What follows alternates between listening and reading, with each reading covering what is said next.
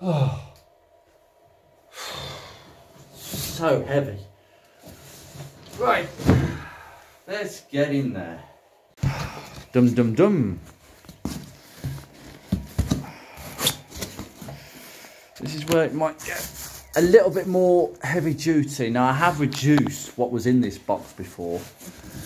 But anyway, first of all, an empty packet. I mean, what's more than an empty packet is what was in it. I can't remember what was in it. Trim lamp. I can't remember. But it's such a lovely packet. Why would you get rid of that? They're always useful, these packets. They're very high quality. That is nothing to do with the Focus. That is a Gates time belt off the Rover that I suspect didn't fit. But actually, turns out that is actually correct. But I may not use that by the time I need to change the belt in 5 years, because it's been sitting on the shelf for 5 years. That's the only thing with timing belts that I don't like. People say, oh, I'll go for a genuine timing belt. Why? That timing belt has been sitting on the shelf potentially for many years. I don't like the thought of that with rubber. I'd rather prefer relatively fresh rubber that's been on the shelf for 6 to 12 months maximum. So that's why you go for Gates. Right, let's, this is the centerpiece that goes on the bumper. If you have a facelift model, if you've got a pre-facelift, you won't have any of this stuff. Just a solid bumper. Oh God, sorry about this. It's supposed to be a Ford thing, but it turns out that I forgot I bought that. Spares. That was a spares thing. I was butchering that for a few parts. The Perspex, this is off the old one. The Perspex on this wasn't scratched. As I say, it was better. But I have a Ford one to make up for it. Now, there is something I will put in the comments. This is the remnants of what was left of my old car. And obviously this is a second-hand Speedo that I butchered for some of its parts. Again, one of these that isn't scratched. I think this was, I can't remember if this was scratched. Oh no, maybe it wasn't. Oh yes, it is. It's scratched really badly down here. That's why I wanted to swap it over and for a few other bits. But I put the Lockwood dial card on this. What I will say is, if you're interested in this card, again, give a link in the description, and I'm sure we can work something out, and I can I'll send it to you. But I don't. Yeah, but potentially I'd want to move that on that card, because I don't need it. I mean, it was a nice card. It cost me £30, so yeah, just food for thought, I think, on that one. Plenty of bubble wrap. Always want some bubble wrap. Right, in here, just try and just kneel down and get away from the light.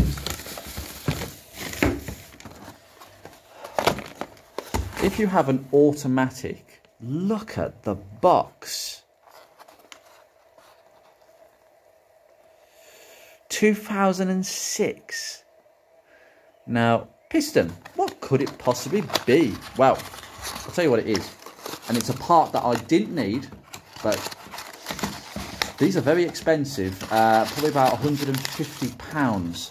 But basically, it is the good old-fashioned servo piston. Now, if you're familiar with the automatic gearboxes, you will know how important this is. And they can break. This shaft can break to the point where you lose third gear. It is a common fault. The other problem is this shaft actually wears away the bore in the shaft. But mine hasn't got that issue. Mine doesn't leak any pressure, bleed any pressure, I should say. But often the shaft can actually snap. There was nothing wrong with my old one, but I bought this because I bought it for £10. Just utterly ridiculous. I wasn't even looking for it. Trust me, I wasn't. And half this stuff you come across. So it goes in there. I would recommend, I've got that is a genuine heater, by the way. Seatbelt pretensioner explosion going on, and yeah, it's got the plug on it as well. Again, if that goes off, that's the least of my problems, as I've said before. And I have no idea what is in here. Oh, it's just a complete switch assembly. I just chucked it in there for good measure because I like the box. If you have MAF sensors, you're going to have plenty of these.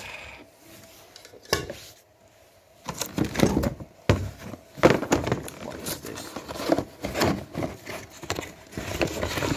Oh, that's the old gate stretch belt that I changed. Yes, ironically, I changed it for the genuine belt in my stretch belt video, how to change a stretch belt. And that genuine belt is actually making more noise before it warms up. When it warms up, it goes quiet. It goes absolutely quiet. But I think that belt's better. I'm not joking you. The only thing I would say is that belt actually slips more. And the voltage going through the charging circuit is far less than what's happening now. So I find that actually that wasn't as good in terms of one thing. At the end of the day, the belt quietens down when it's warm. After a few minutes, it stops. But it's just a bit noisy on startup. I don't know whether this was an aftermarket one, but this is a rear engine mount, and it's something that people often forget, and it does allow too much movement eventually. This just gives in, but this is actually a decent second-hand one. I'm sure it's a genuine one, actually. This is, this is I think this is a casing off a starter motor from a scrapyard. Yeah, with the magnets. Don't know why that came out, actually. Top mountings. I mean, I replaced them with newer ones when I basically replaced the springs with ST 170 springs to get a better ride height. Turns out it wasn't really much of a bother. This pipe. Well, hold on. What's going on here? This is a pipe that goes on the back of the inlet and feeds the. I think it's a charcoal canister. It is. I think it does anyway. I can't remember exactly. This is a part that I will eventually swap over because, as you can see, we have one random Torx bolt. This is what the coil pack sits on. The one on my car, this one, the bolt, one of them, I believe, the bolt has actually sheared in the actual aluminium housing, and so I've only got 3 bolts holding my coil pack on. It's not a problem, but hence why I've got one long bolt there, because obviously I could only fit the 3 long ones since one is bunged up with an old bolt that had snapped way before I bought the car. And it's a bit of a faff because you've got to take this hose off and that hose off, and you've got to drain the coolant. It's going to be a bit of a mess. But I'm going to give this a bit of a clear up before I put it on. That will be an episode in the future. But for now, it's going to stay in there. And we have a big, massive alternator. Now, I've rebuilt my alternator, so I don't really need this. But it is a completely rebuilt, remanufactured alternator. A genuine remanufactured one. Because it had the sticker on it to say everything else as well. And that came off a scrapyard car as well. Again, heater fan, that's all being cleaned up. Oh, I've got another pipe. What is this doing here? It's in the wrong box. Okay, interesting. I've got all sorts of hoses going on. You know, the Ford hoses, as I say, they are high quality. The only thing is they tend to go around where the clip it goes. But some of these are actually really good. That's just a normal groove, but as I say, that looks fine.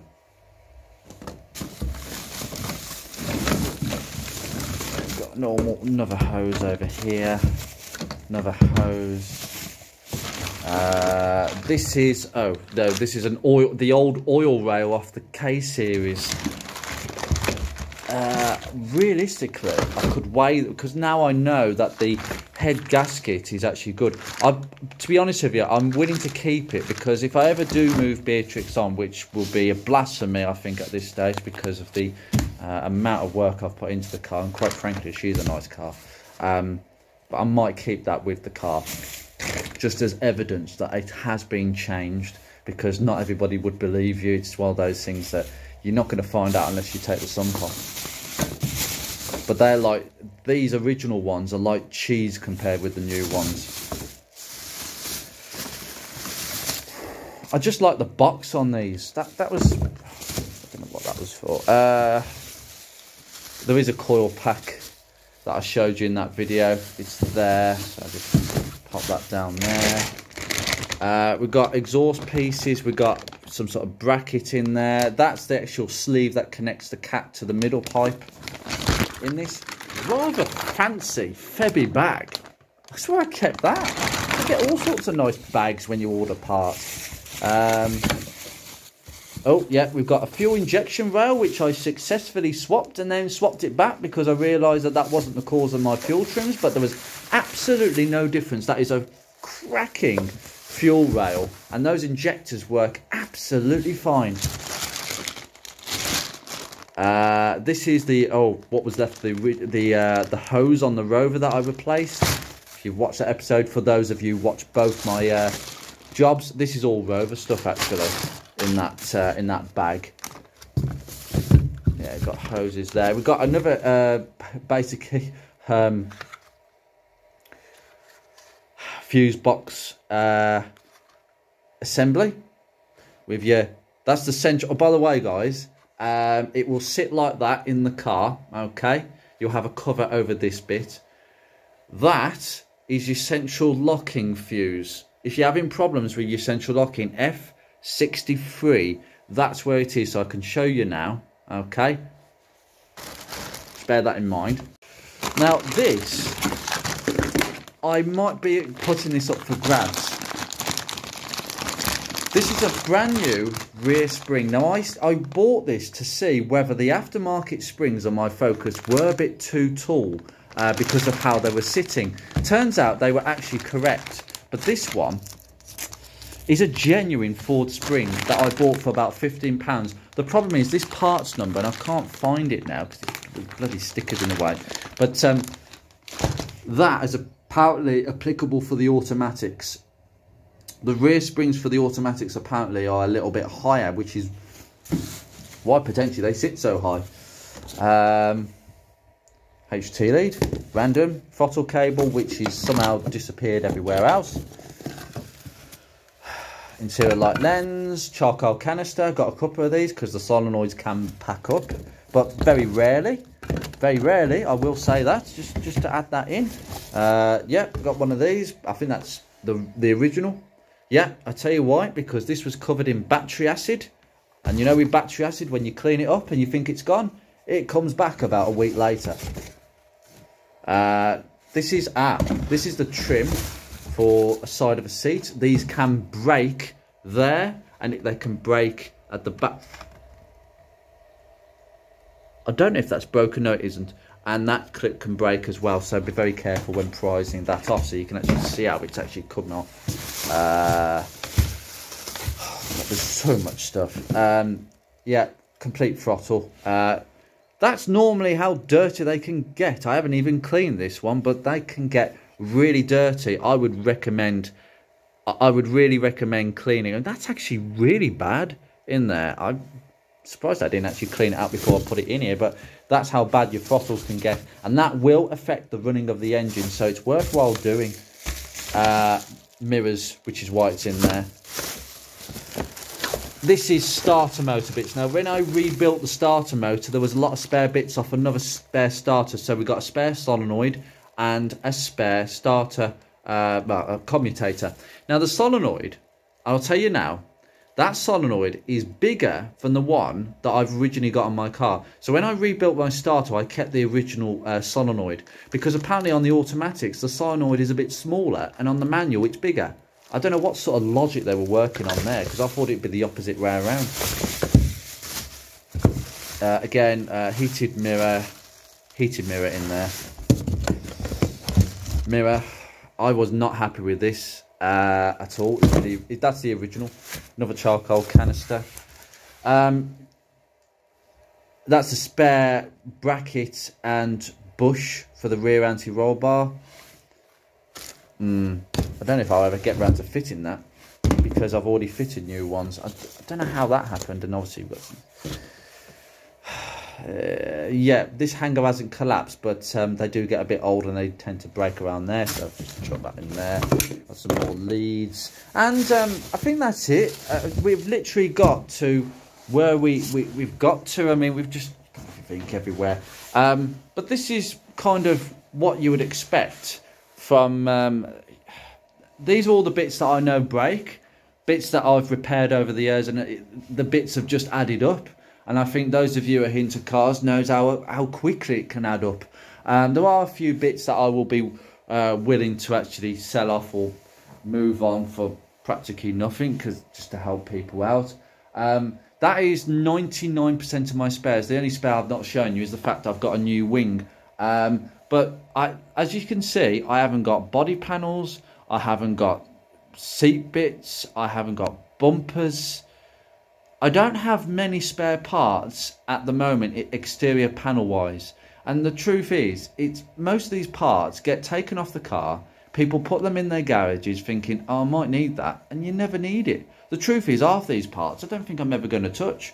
But the reason we do this is because these little things can add up. Now, if you've noticed that most of the things that I've got in, that I've showed you in these two parts, is because they are small parts. They literally are the ones that go. They're the ones that make the most difference. They're the ones that will leave you stranded, including bits of wiring loom. So, you know, yeah, okay, you know, you can, a spare engine, a spare gearbox, that's all good. But I cannot justify buying these bits and pieces just for the sake of what if, unless it is exceptionally rare and it's like, I need to get one.